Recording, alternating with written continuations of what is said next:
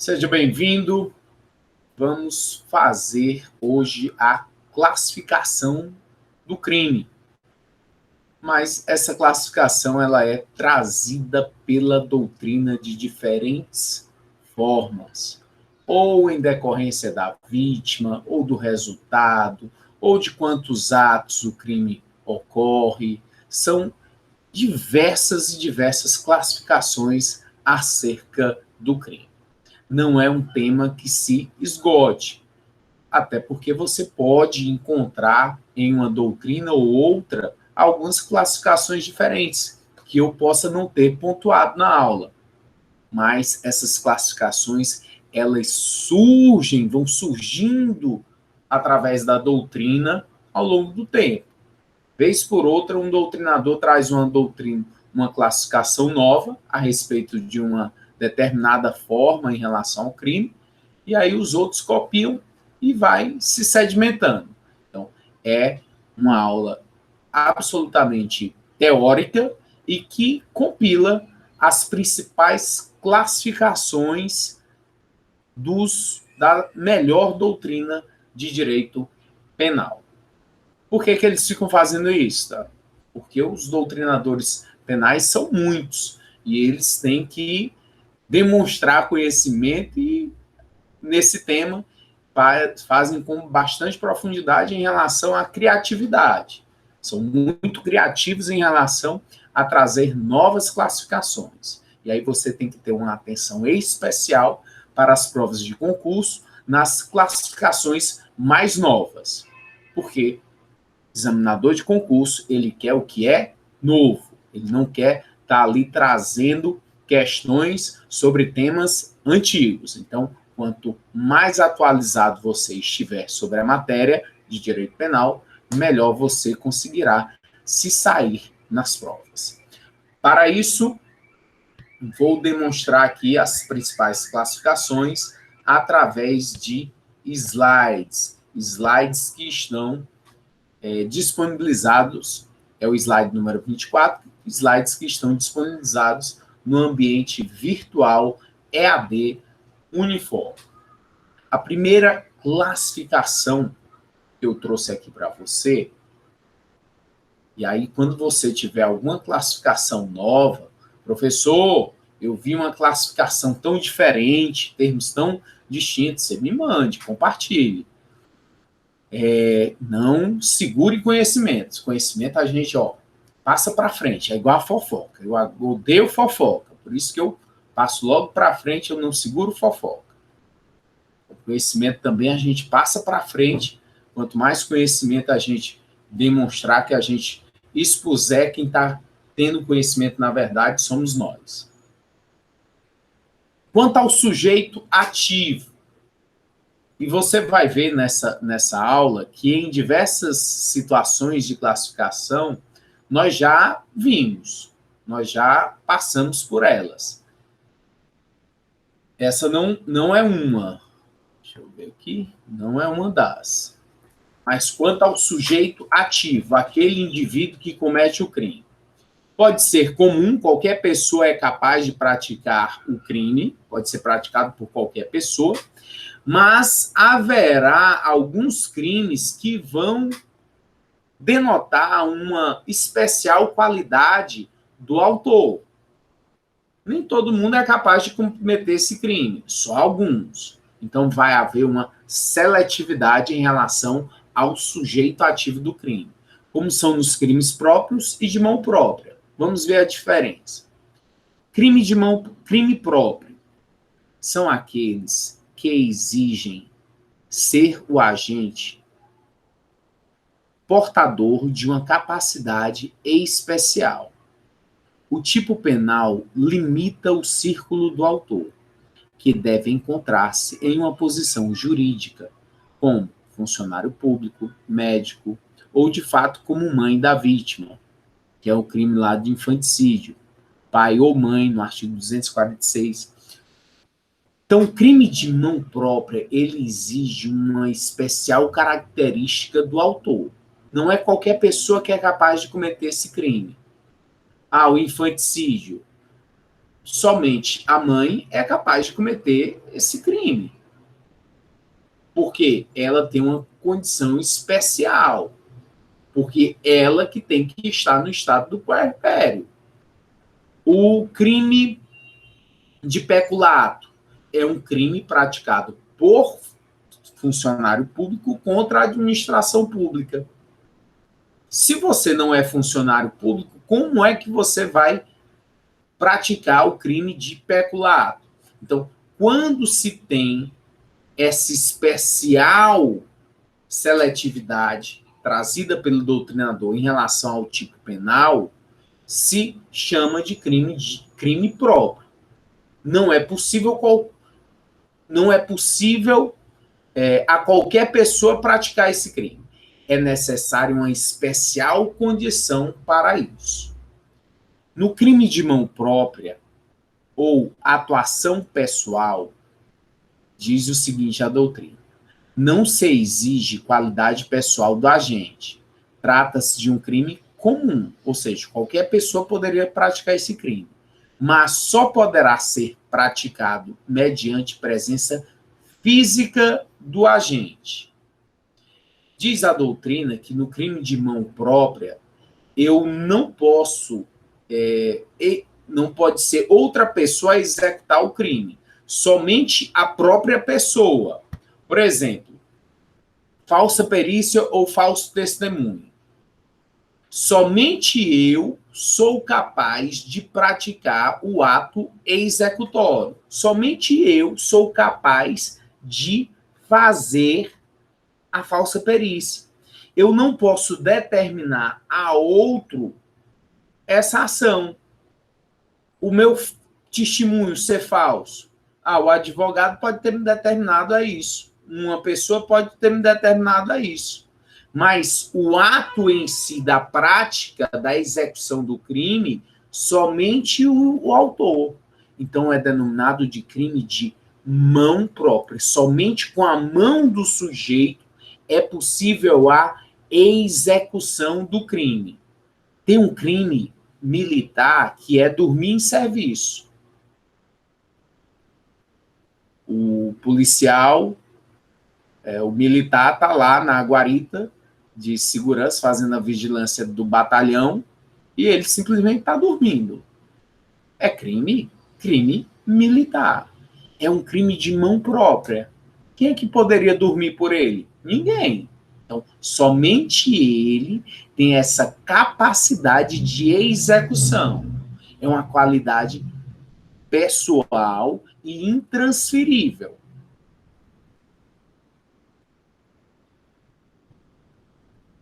Quanto ao tempo da consumação. Tempo da consumação. O que é a consumação? Nós vimos lá no iter crimes, caminho, percurso pelo qual o crime faz, até chegar à sua consumação, que tem atos, que tem cogitação, atos preparatórios, atos executórios, até chegar à consumação. A consumação é quando o indivíduo pratica tudo que o tipo penal exigiu, tudo que o tipo penal descreveu. Quando isso ocorre, o crime está realizado, está consumado. Se não chegou a ser consumado, mas iniciou a execução, nós estamos na tentativa. Então, vamos para o momento consumativo. A doutrina traz crime instantâneo, crime permanente, crime instantâneo de efeitos permanentes e o crime a prazo. Vamos entender cada um. Crime instantâneo é aquele que se consuma imediatamente, em um instante definido. O crime instantâneo, a sua consumação é instantânea. Injuriar alguém, xingou a pessoa, pronto, está consumado o crime. Caluniou a pessoa, praticou um furto, subtraiu. É um crime instantâneo em relação ao quê? Ao ato consumativo, a sua realização. Basta o quê? Em um determinado momento, em um ato ali, você consegue realizar esse crime. Mas existem crimes que são ditos permanentes, segundo a doutrina. Crime permanente é aquele cuja consumação se protrai no tempo, isto é, se prolonga. A fase da consumação persiste enquanto desejar o agente. O sujeito ativo do delito consegue prolongar no tempo a fase de consumação do delito. É o caso, por exemplo, da extorsão mediante sequestro. Crime permanente, até já falei aqui no começo do semestre, para exemplificar a questão do tempo do crime. Crime permanente é aquele que se protrai com o tempo, ele se prolonga. Ele não se consuma em um dado instante apenas. Ele depende da ação do autor em acabar com o crime, em não mais permanecer na execução desse crime, com a sua consumação. Por exemplo, quando você sequestra alguém, mantendo essa pessoa privada de sua liberdade, você está com um crime permanente. Ou seja, enquanto ela está privada de sua liberdade, o crime estará ocorrendo. Pode acontecer hoje, a partir do arrebatamento da vítima, até o dia em que essa vítima, até o momento em que essa vítima for liberada, haverá o crime. Crime de sequestro. Pode durar um dia, uma semana, um mês, 2 anos. É um crime permanente. Depende da vontade do autor em abandonar o crime. Mas enquanto estiver ali sendo praticado, é possível que a vítima está em legítima defesa, porque a legítima defesa precisa da atualidade ou da iminência, então é atual o risco de vida dela. Então, ela pode se defender naquele momento, em qualquer instante, porque o crime é permanente. O tráfico de drogas, o Hugo está perguntando aqui se o tráfico de drogas é um crime permanente. Obrigado, Hugo, pela participação. E sim, o tráfico de drogas, sim, é um exemplo de crime permanente, que depende o quê? Do autor. Eu estou com droga em casa. Tá. Tô com 1 mês que eu tô com essa droga na minha casa. Eu tenho 30 dias de vários crimes ou de um único crime? De um único crime. O crime permanente é um crime único, é um crime só.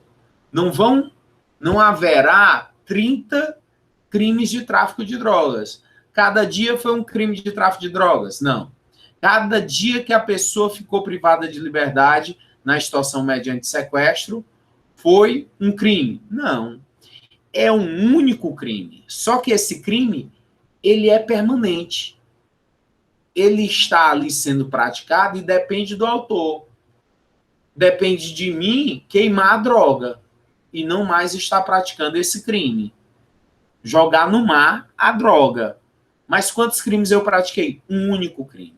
Embora esse crime se protraiu, ele permaneceu durante o tempo, mas um único crime. Obrigado, Hugo, pela participação. Crime instantâneo de efeitos permanentes, ou também, preste bem atenção nos sinônimos, chamados de delitos de Estado. Segundo a doutrina, é aquele que se consuma imediatamente, em um momento determinado no tempo, mas cujos efeitos se prolongam no tempo. É uma subespécie do crime instantâneo. São exemplos: o aborto, o homicídio, a lesão corporal com deformidade permanente.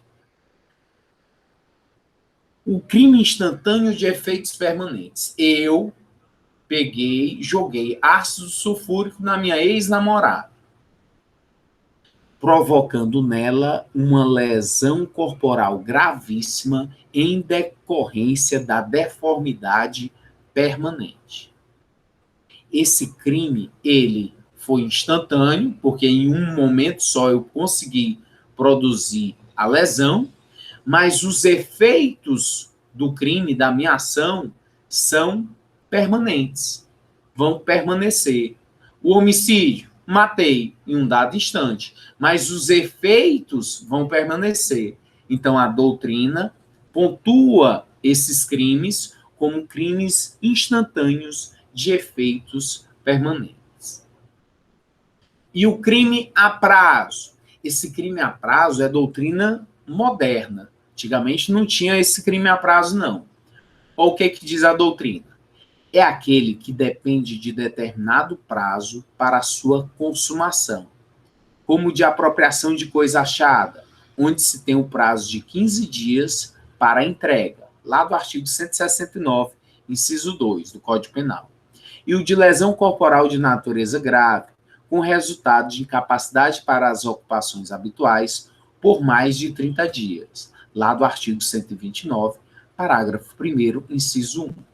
Então, o crime a prazo, que é da doutrina moderna, né, nessa classificação, quanto ao tempo da consumação, vai dizer que existem os crimes que eles dependem de um prazo para se consumarem. Quando você encontra algo que não é seu, de outra pessoa, você tem que devolver, restituir ao legítimo proprietário. Se você encontrou, a coisa é alheia e foi achada, mas não é uma Bic, é uma Montblanc que caiu dentro da sala de aula de um valor que você sabe que é mais de 10 mil reais, e você não pode ficar com o que é alheio, você tem que devolver. Ah, mas eu não sei o dono. Deixa na coordenação, deixa na secretaria, deixa na segurança, deixa no achados e perdidos. Ah, era em outro ambiente, não era universidade. Deixa na delegacia de polícia, seja lá o que for. Mas você tem que procurar a autoridade para restituir, para encontrar o legítimo proprietário. E não você se apropriar. E a lei, ela estipula um prazo de 15 dias para você fazer isso. Você tem 15 dias para entregar o bem. Ou devolver, ou entregar à autoridade, que possa vir a procurar o legítimo proprietário. Se você não fez isso dentro desse prazo de 15 dias, aí você o quê? Vai começar, estará consumado o crime de apropriação de coisa ali achada. Mas você tem um prazo. Então, toda vez que você se deparar com um crime em que tem um prazo para a realização, a consumação, tem essa classificação de crime a prazo, como é o exemplo também da lesão corporal de natureza grave, com a questão do resultado de incapacidade. A perda de um movimento, a perda de um membro, a perda de uma função que é necessário um laudo pericial para atestar que por mais de 30 dias você ficou incapacitado para essas ocupações habituais. Então, é um crime a prazo. Precisa dos 30 dias para essa comprovação, para a realização, para deixar de ser lesão corporal de natureza leve e passar a ser um crime de natureza grave. Então, são crimes a prazo. Então, quanto ao tempo da consumação, existem essas classificações.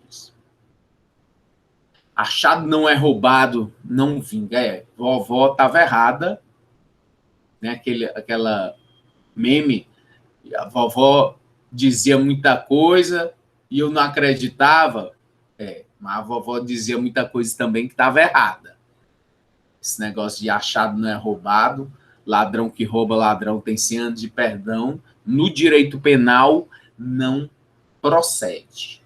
Teve um caso que eu peguei, que era um policial militar, ele perdeu o celular dentro do ônibus que ele estava, e aí procurou saber pelo aplicativo onde é que estava localizado o celular, e o celular continuava dentro do ônibus. Aí ele pegou, conseguiu apoio a outras composições, pararam o ônibus e estava lá com uma senhorinha que estava com esse aparelho celular. Então, você tem que ter muito cuidado em relação a autuar, fazer uma prisão em flagrante, em detrimento de que a pessoa tem um prazo estabelecido em lei para a devolução do bem que foi achado. O bem foi achado? Foi, achei um bem. Vou guardar aqui para, em seguida, levar a autoridade. Não, epa, polícia, vamos revistar. Você pegou esse bem, agora você está preso. Não é bem assim. Por quê? Porque existem crimes que são a prazo. Eu tinha um prazo para restituir, para entregar à autoridade. Então, sempre se atentar a situações. É o seguinte, em relação ao crime de lesão corporal, vamos raciocinar a lesão. A partir do momento que eu lhe agrido, pratiquei uma agressão a você e isso lhe provocou uma lesão corporal, lhe dei um chute. Esse chute lesionou sua perna. O delegado de polícia, ele não é capaz, não tem a capacidade técnica de dizer se aquilo ali é uma lesão leve, lesão grave ou gravíssima. Vai caber ao perito. O perito que vai dizer. Ok. A lesão grave, em alguns momentos, ela uma das formas de lesão grave é aquela lesão que incapacita, tira a capacidade do indivíduo para as suas ocupações por mais de 30 dias. Quem vai dizer isso é o perito, não é o delegado. Então, o delegado encaminhou a pessoa à perícia médica. Você chegou lá no perito e o perito vai lhe examinar. Só que o delegado mandou lá uma quisitação, questionando o perito. Olha, meu amigo, essa lesão trouxe a incapacidade para a pessoa para a realização das ocupações habituais por mais de 30 dias? Se ele disser que sim, é lesão corporal de natureza grave. Se ele disser não, é lesão corporal de natureza leve. Só que como são mais de 30 dias e o fato aconteceu agora e o perito está recebendo a pessoa, ele precisa que essa pessoa retorne ao consultório para uma avaliação e saber se daqui a 30 dias a pessoa continua lesionada. Se ela continua lesionada após os 30 dias, e é uma lesão que incapacitou ela, o perito vai dizer, lesão corporal de natureza grave. Mas isso não quer dizer que essa lesão seja permanente.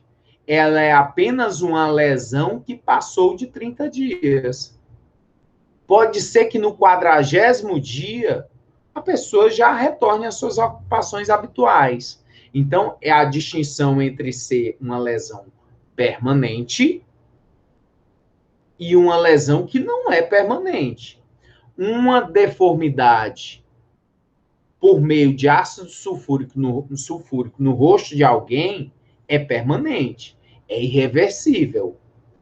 Um chute na perna de alguém que lesionou ela trazendo rompimento de ligamentos é uma lesão que tira a capacidade por mais de 30 dias, mas não é permanente.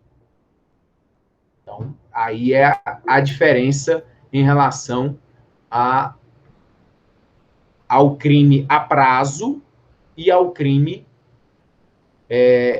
instantâneo de efeitos permanentes em relação à lesão. Se essa lesão ela não se caracterizar nem como permanente, como uma lesão simples, não é tão grave de forma que ultrapasse, né, esses 30 dias para a pessoa poder realizar suas ocupações habituais. ela vai se caracterizar como crime instantâneo? Perfeito. Crime instantâneo. Em um dado momento é realizado o crime, porque há lesão corporal, há ofensa à integridade física da pessoa, mas não vai ser para sempre, não é permanente, não precisa de prazo.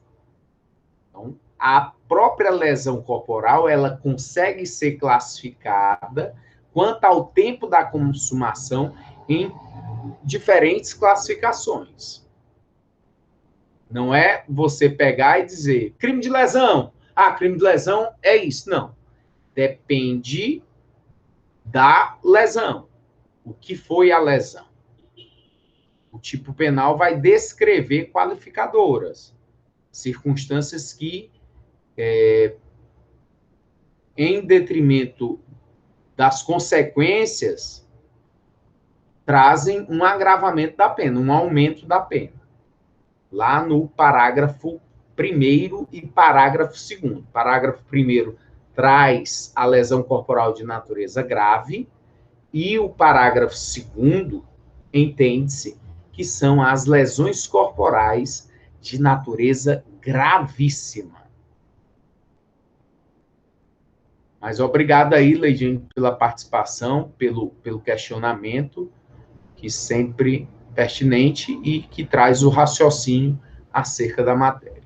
Eu que agradeço, professor. Outra classificação, e hoje o estudo é só sobre classificação, eu quero que vocês possam aí, na hora que forem dormir, estarem pensando a quantidade de classificações que vocês terão que estudar e vão se deparar. Classificação quanto à necessidade de mais de um sujeito ativo. Nós vamos estudar ainda o concurso de agentes ou concurso de pessoas, no artigo 29 do Código Penal, quando mais de uma pessoa venha integrar a empreitada criminosa, todos irão responder pelo crime, e o mesmo crime. Então, todos vão responder na medida de sua culpabilidade. É estudo que nós faremos ainda. Mas dá para antecipar aqui essa classificação quanto à necessidade de mais de um sujeito ativo. Nem todos os crimes do Código Penal vão ter essa exigência da necessidade de ter mais de um indivíduo. O crime pode ser praticado por uma só pessoa. Quando você tem um crime no Código Penal que é possível de ser praticado por uma só pessoa, sem a exigibilidade de mais de uma, tem a classificação de crime unissubjetivo, ou monossubjetivo, ou de concurso eventual. O crime unissubjetivo é aquele que pode ser praticado por apenas um indivíduo. A doutrina aponta que este tipo de delito é o que torna importante o estudo do concurso de pessoas, por não ser necessária a pluralidade de agentes para a própria configuração do delito. E aí nós temos crime plurissubjetivo ou de concurso necessário. A esses tem uma divisão. O crime plurissubjetivo é aquele cuja realização típica exige mais de um agente. O próprio tipo penal, a própria descrição do crime, faz a exigência de ter para aquele crime mais de uma pessoa. Quando isso ocorre, a classificação é de crime plurissubjetivo. Mais de uma pessoa é necessário para o crime. Eu, sozinho, não consigo praticar esse crime que está aí descrito pelo legislador, porque o legislador está exigindo mais de uma pessoa. E os crimes plurissubjetivos, a subdivisão. Plurissubjetivo de condutas convergentes ou bilaterais. Doutrina. As condutas dos agentes devem ser de devem se direcionar uma em direção à outra. Exemplo é o delito de bigamia. O que é o crime de bigamia? A pessoa que já é casada contrai um novo casamento. Ela consegue praticar o crime sozinha?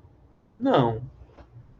Tem que ter uma e outra pessoa para praticar o crime. Então, o delito de bigamia é um crime que necessita de condutas dos agentes, direcionadas a uma direção. Direcionados uma em direção à outra. Crimes plurissubjetivos de condutas paralelas.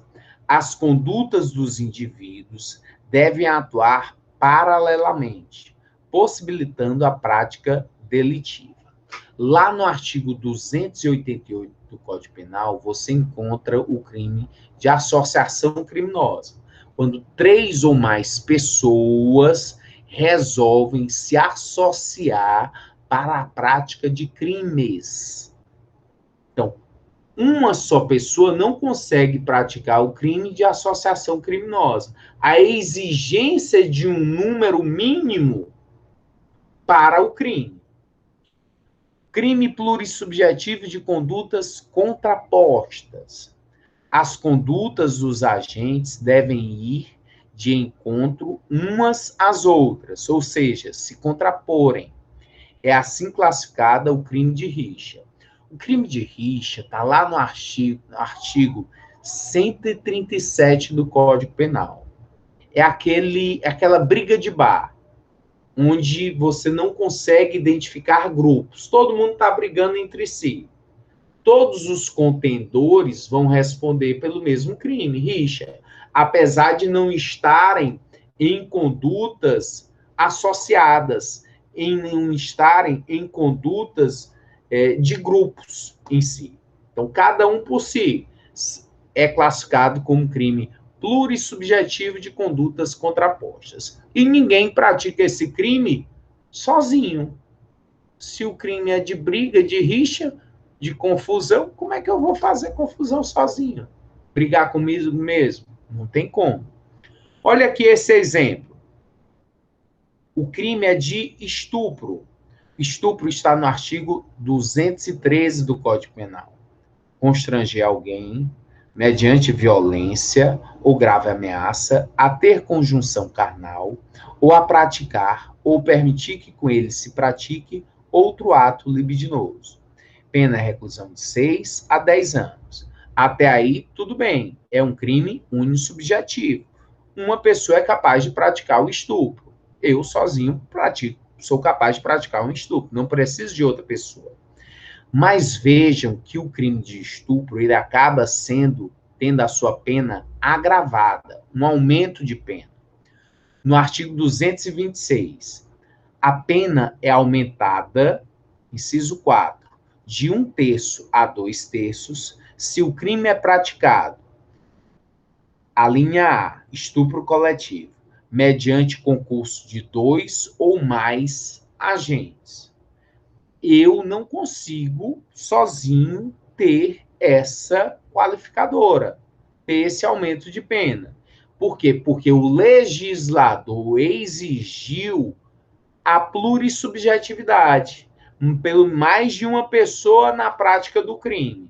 Então, quanto à necessidade de mais de um sujeito ativo, esse crime estaria sendo classificado em crime plurissubjetivo. Plurissubjetivo. Unissubjetivo, uma só pessoa é capaz de praticar o crime. Plurissubjetivo, o legislador exige mais de uma pessoa.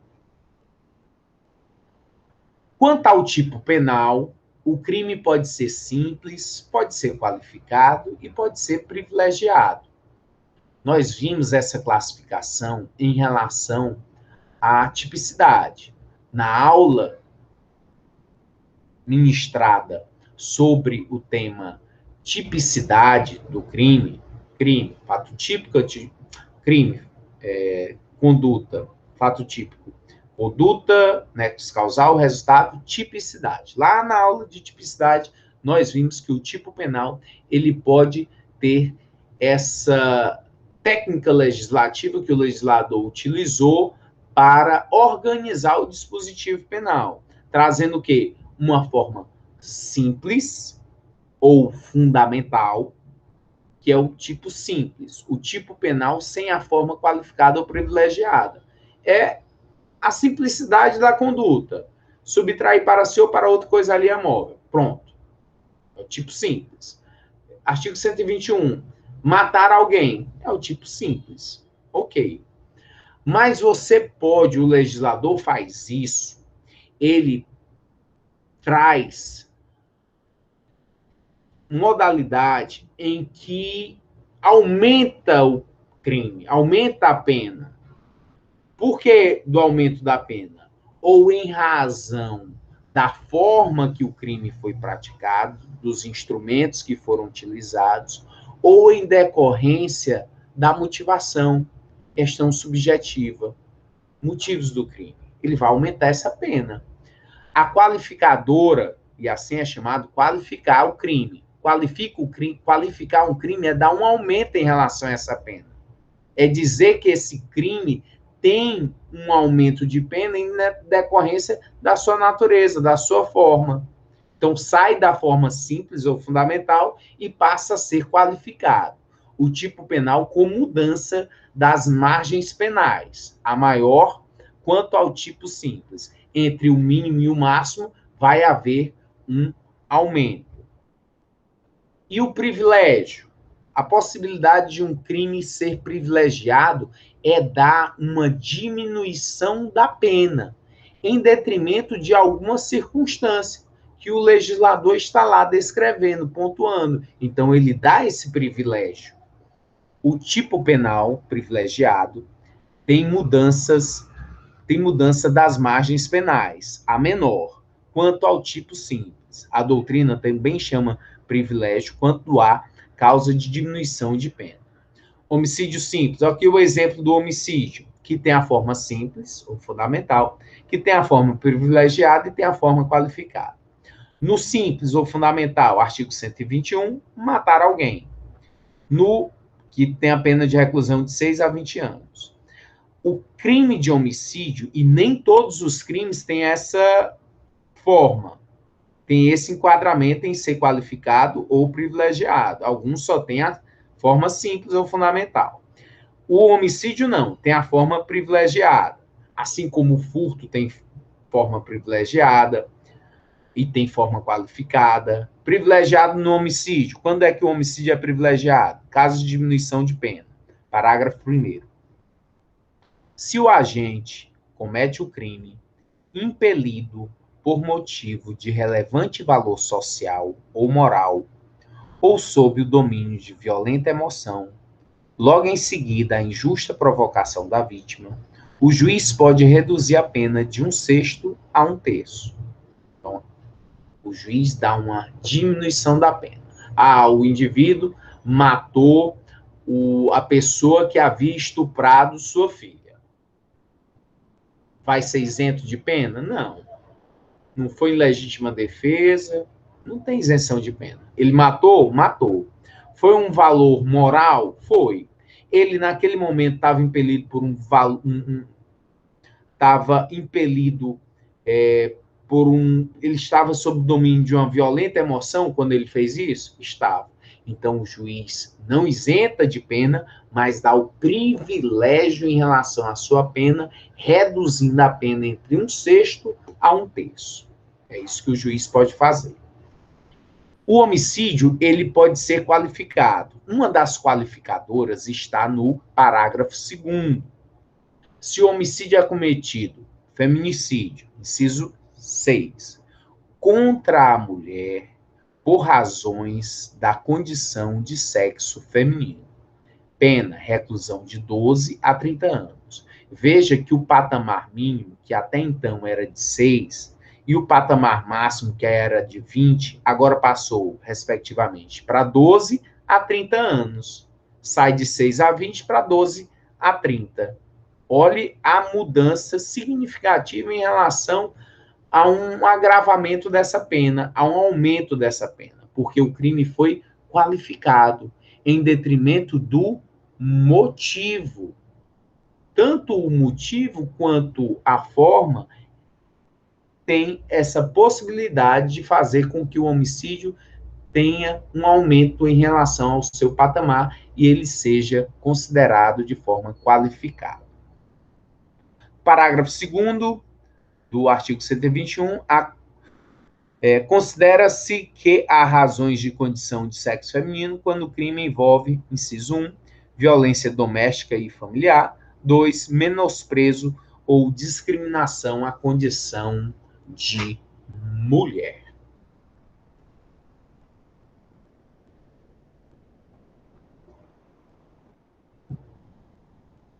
Quanto à forma de utilização do princípio da consunção, cuida-se de classificação que simplesmente diferencia as modalidades de aplicação do princípio da consunção, ou da absorção, ou dos incidentes do chamado concurso aparente de normas. Nós vimos os princípios que vão dirimir o conflito aparente de normas. Quando aparentemente mais de uma norma incide sobre uma conduta delitiva, mas é só aparente. Por quê? Porque não pode haver o bis in idem, a pessoa ser punida mais de uma vez por um único fato. Então, o que acontece? Vem um dos princípios, ou o princípio da consunção, ou subsidiariedade, ou o princípio da especialidade, ou alternatividade. Um desses princípios deverá vir a ser interpretado para solucionar o conflito e a pessoa não ser punida mais de uma vez porque pela prática de um só fato.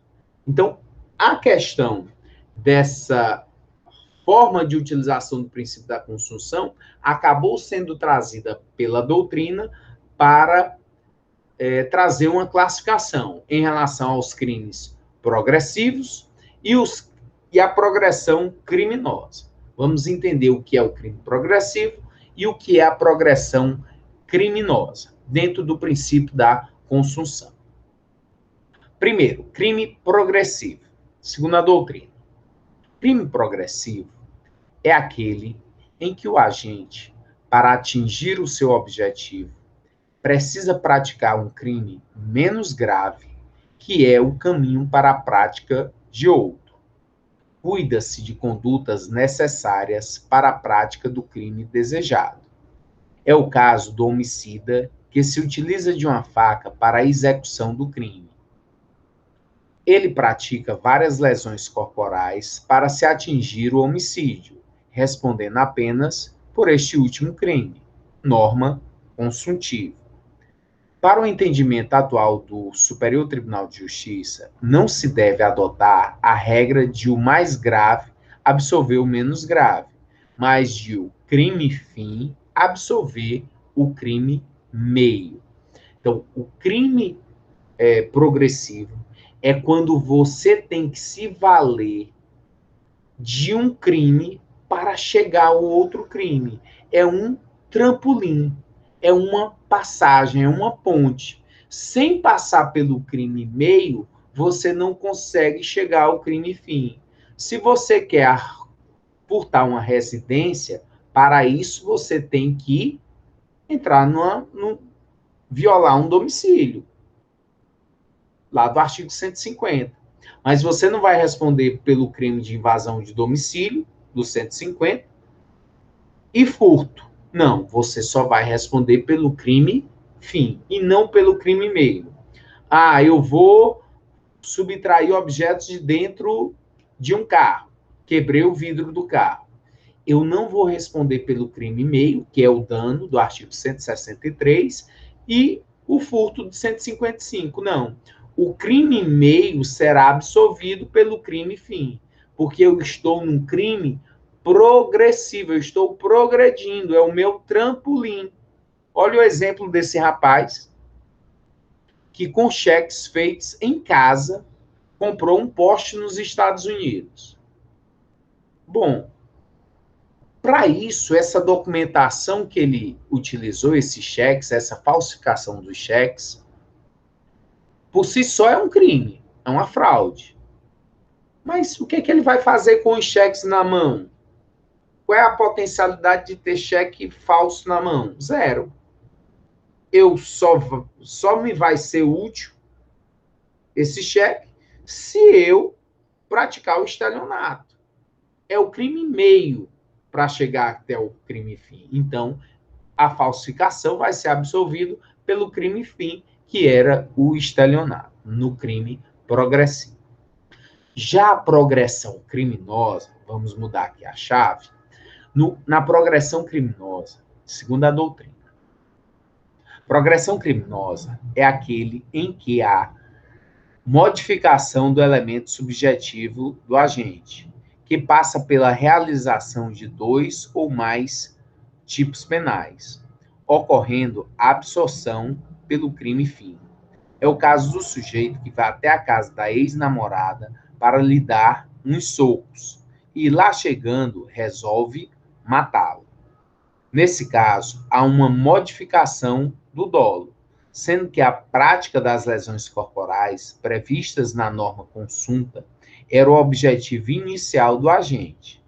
Ele, então, o modifica e, buscando a morte da vítima, torna sua conduta, que inicialmente pretendia, mero meio de execução de um resultado mais gravoso, a morte da vítima.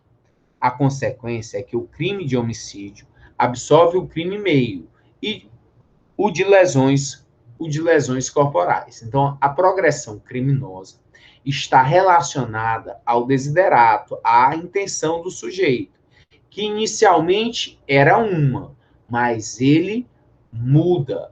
Eu fui até a sua casa com a intenção de lhe ameaçar, lhe trazer um mal injusto.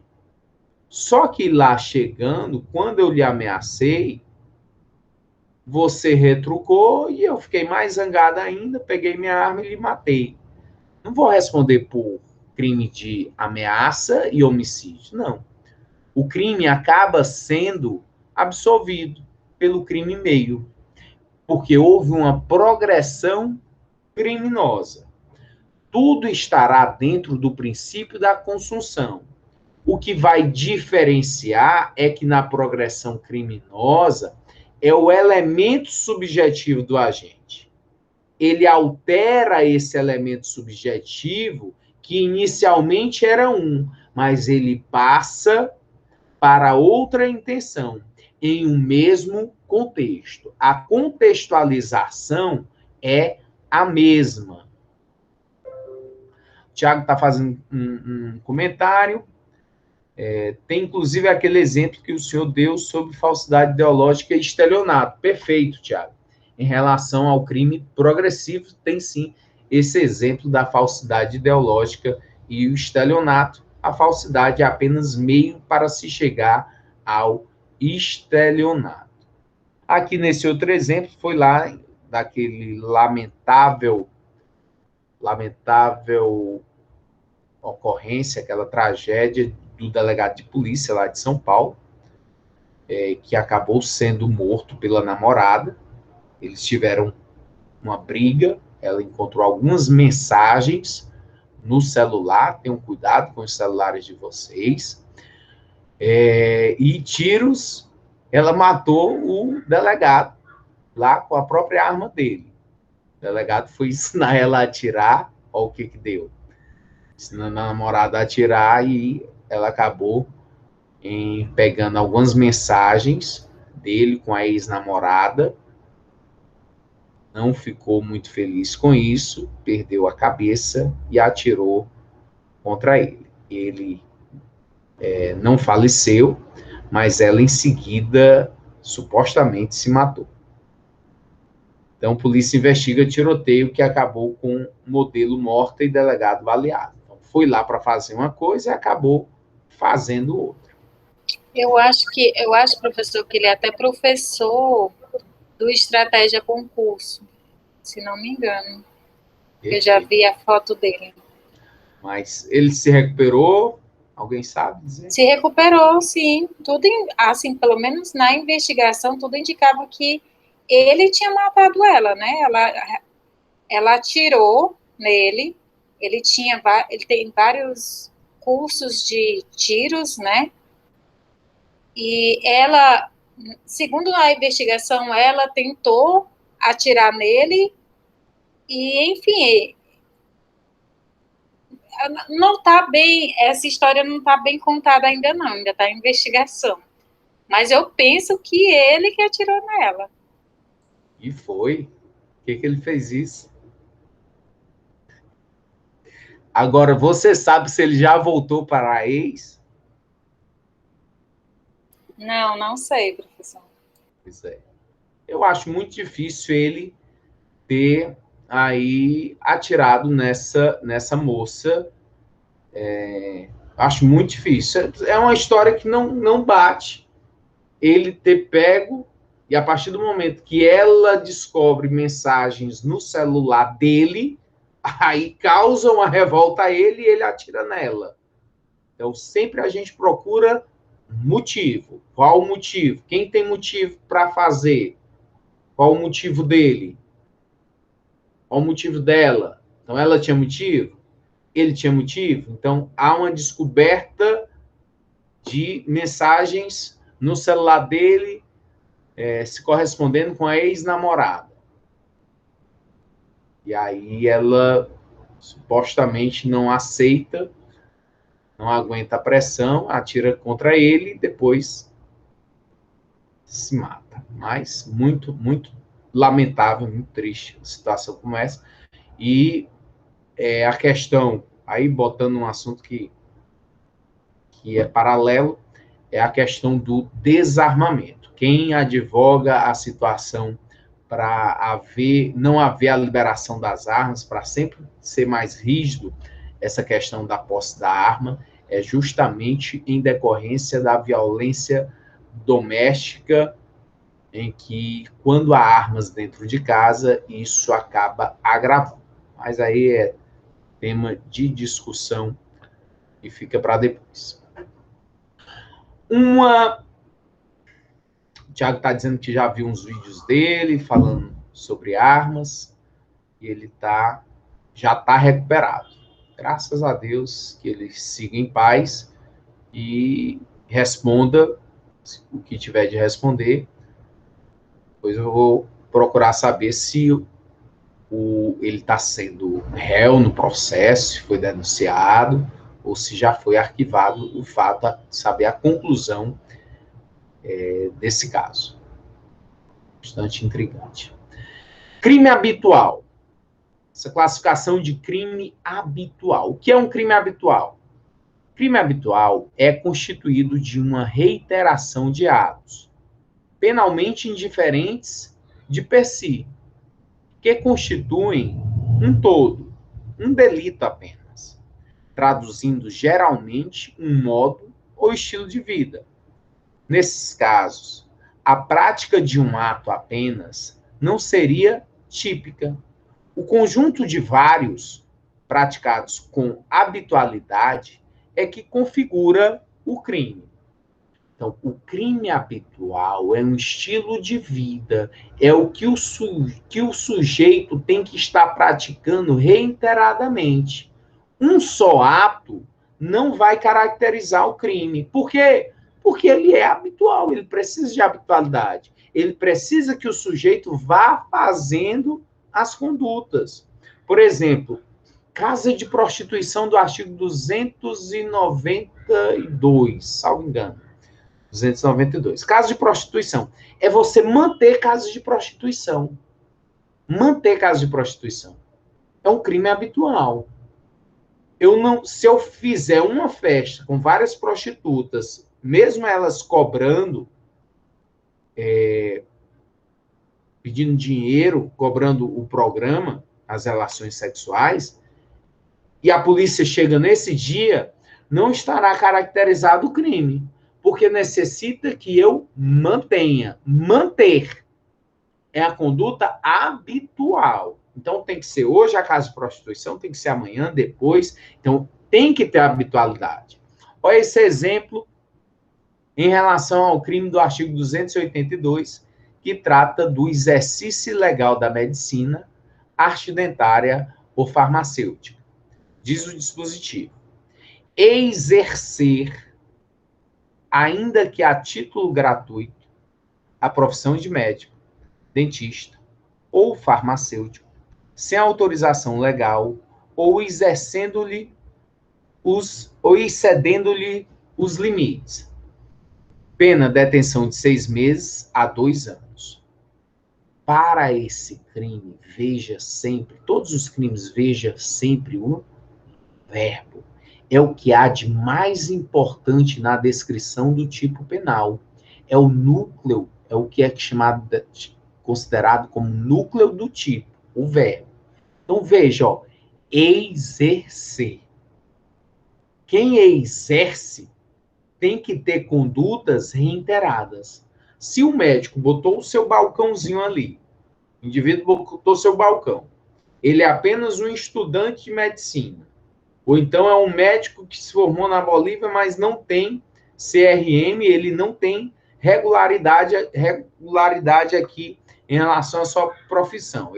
Se ele exercer, está de forma ilegal. Se ele bota uma banca e faz isso durante um dia, ele não ainda conseguiu exercer.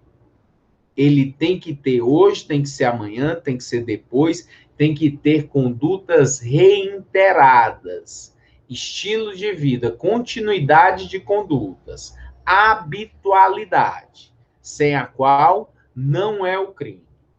Curandeirismo é outro exemplo de crime que tem que haver a habitualidade. Um fato, um ato apenas não constitui o crime. Artigo 284. Exercer o curandeirismo. Inciso 1. Prescrevendo, é o mesmo que receitar. Ministrando, que é entregar algo para que seja consumido. Ou aplicando, injetar, ministrar. Habitualmente, qualquer substância a pretexto de cura ou de prevenção de doença. 2. Usando gestos, passe, palavras, rezas, benzeduras ou qualquer outro meio, magias, simpatias. Inciso 3. Fazendo diagnósticos, afirmar a existência de uma doença com base nos sintomas apresentados pelo paciente. Pena, detenção de 6 meses a 2 anos. Professor, eu fiquei com dúvida nesse crime. O curandeirismo, quando é que ele de fato ocorre? É a senhora que faz uma reza, tem uma vizinha minha que reza para as pessoas. Vem quando ela pede uma ajuda, mas ela reza. E ela diz que a pessoa vai se curar. Isso é curandeirismo? Não, não é curandeirismo. Para caracterizar o curandeirismo, primeiro ela tem que exercer, tem que estar fazendo isso sempre. E outra coisa que se exige para o crime é que a pessoa afaste a ciência, afaste a medicina. Que só com o que ela está fazendo, a pessoa seja capaz de ter a cura. Isso é o curandeirismo. É você enganar as pessoas. Ou se você não está enganando, mas você vai fazer o mal a elas. Porque é só na sua cabeça, e às vezes é fé. Fé é fé. Ninguém está aqui falando em questão da fé de cada um. Que você pode ter a fé que você quiser. Pode ser da Umbanda, pode ser católica, pode ser evangélica, pode ser a fé que for. Se você acredita que você botando um copo de água em cima da sua TV e rezando, você vai conseguir curar uma pessoa com câncer, é fé. Se a pessoa se curar, ótimo, maravilha, milagre.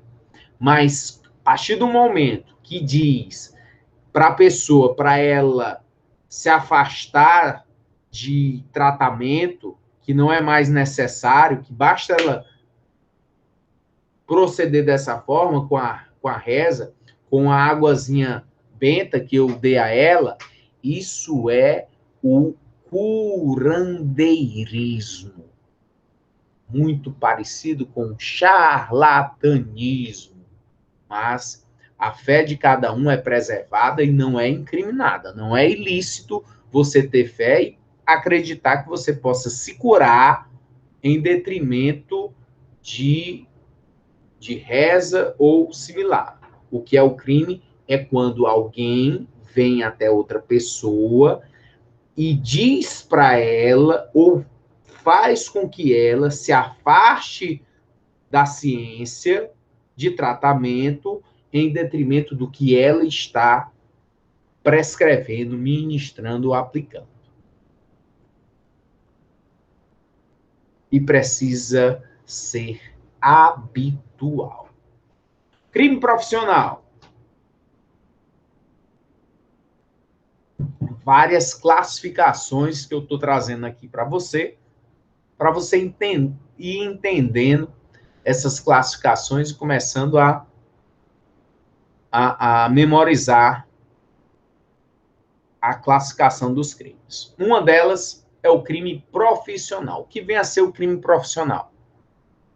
Crime profissional é qualquer delito praticado por aquele que exerce uma profissão e utiliza para atividade ilícita.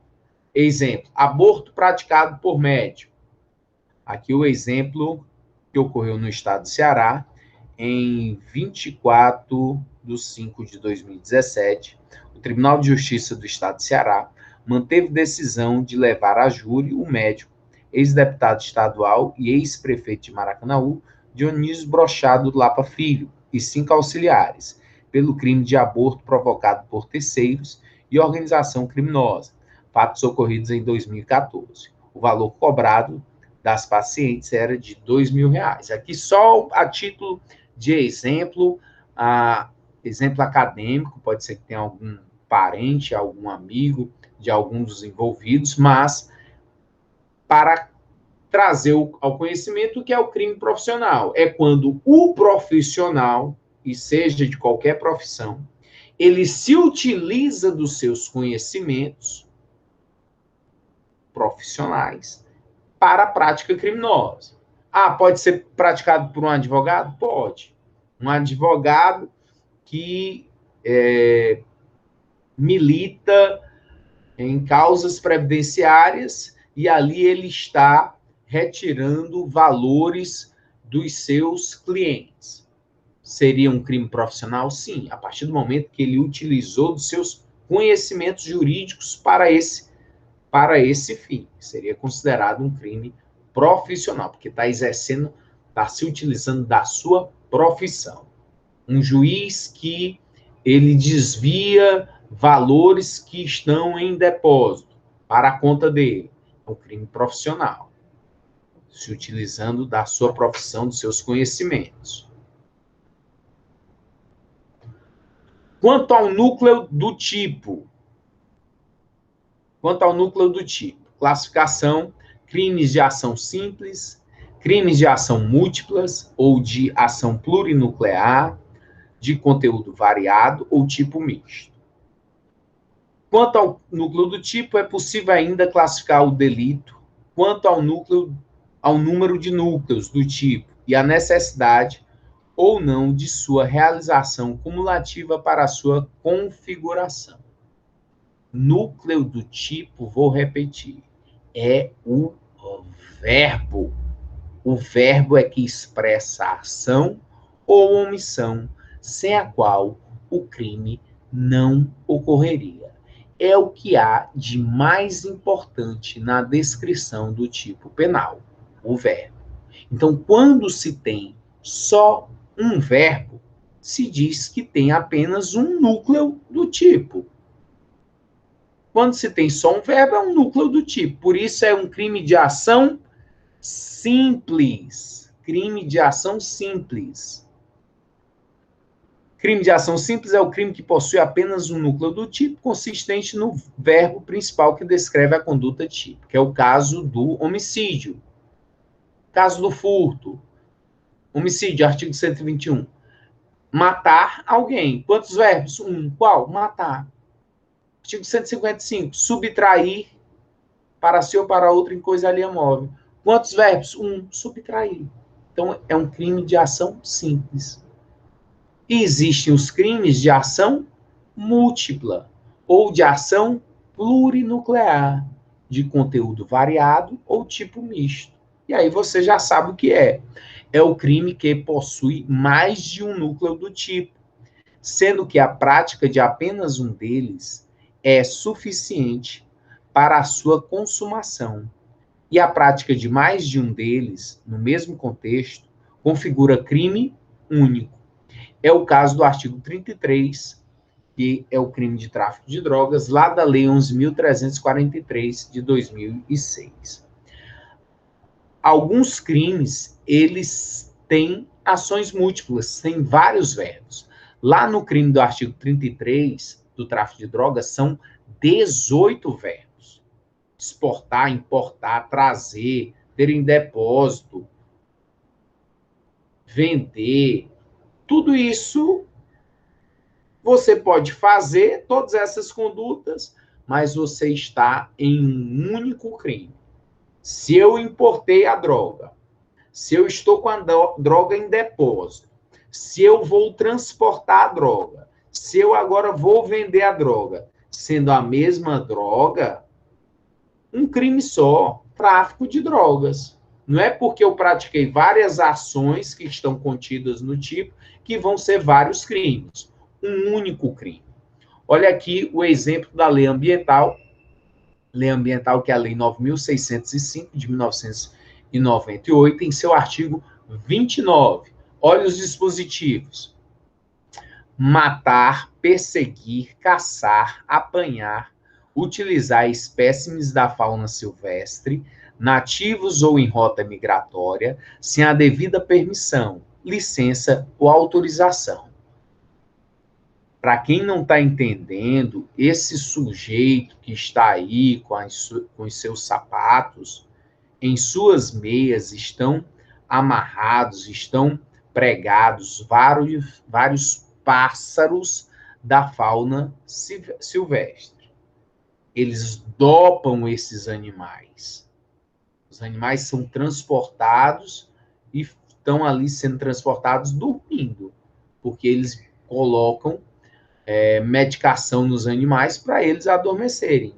Muitos acabam morrendo nesse transporte. Então, são pássaros, veja aí a quantidade de pássaros que ele estava tentando aí transportar. Quanto à exigência de forma específica para a sua prática, você vai encontrar na doutrina que existem crimes de ação livre e existem crimes de ação vinculada. Os crimes de ação livre são aqueles que podem ser praticados por qualquer meio de execução, uma vez que a lei não exige comportamento específico. Exemplo, o homicídio pode ser cometido através de disparo de arma de fogo, golpe de faca, com emprego de fogo, veneno, explosivo, asfixia e todos os meios que você possa aí agora estar imaginando como você pode matar um inimigo. É um crime o quê? De ação livre.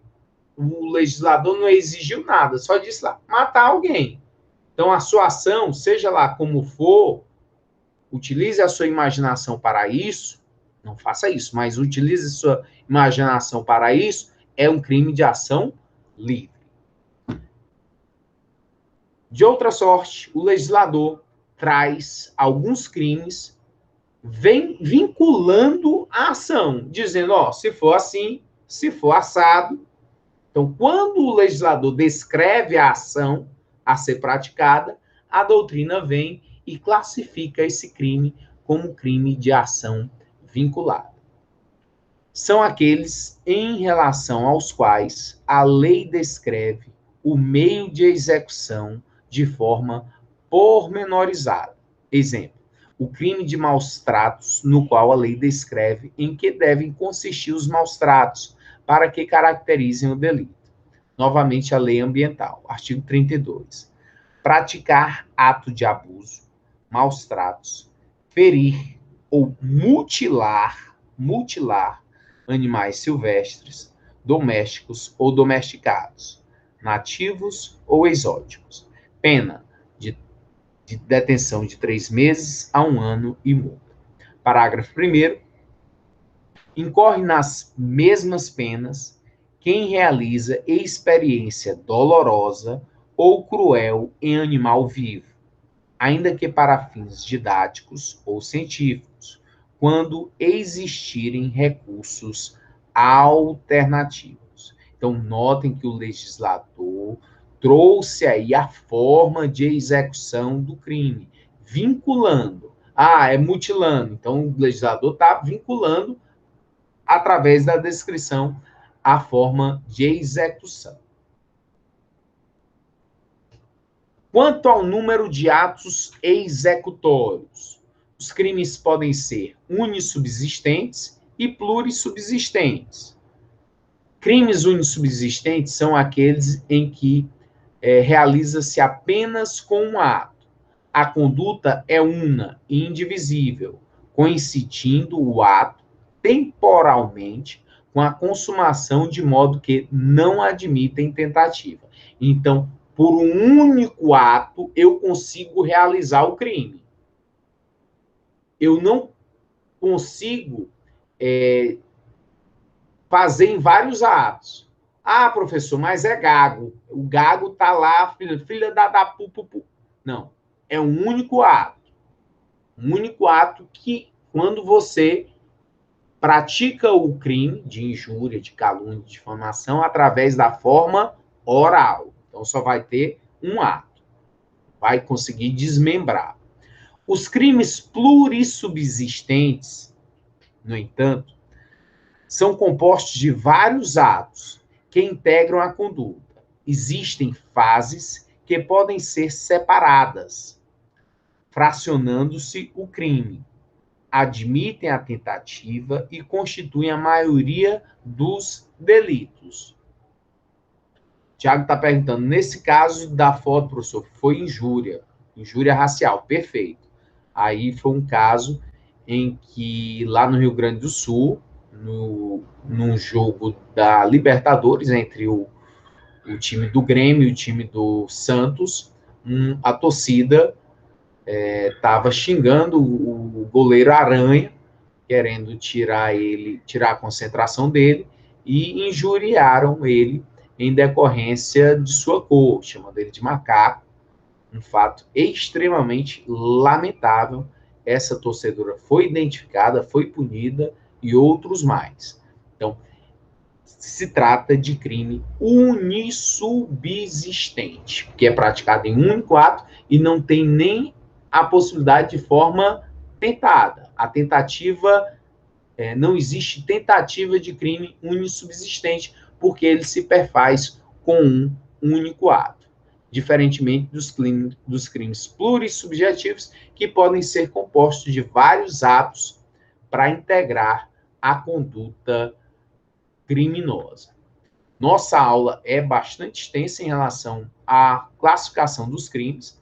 Vou finalizar por aqui para que na próxima aula nós possamos concluir com todas as demais classificações, as principais trazidas pela doutrina. Forte abraço e até sexta-feira, se Deus quiser. Forte abraço, obrigado.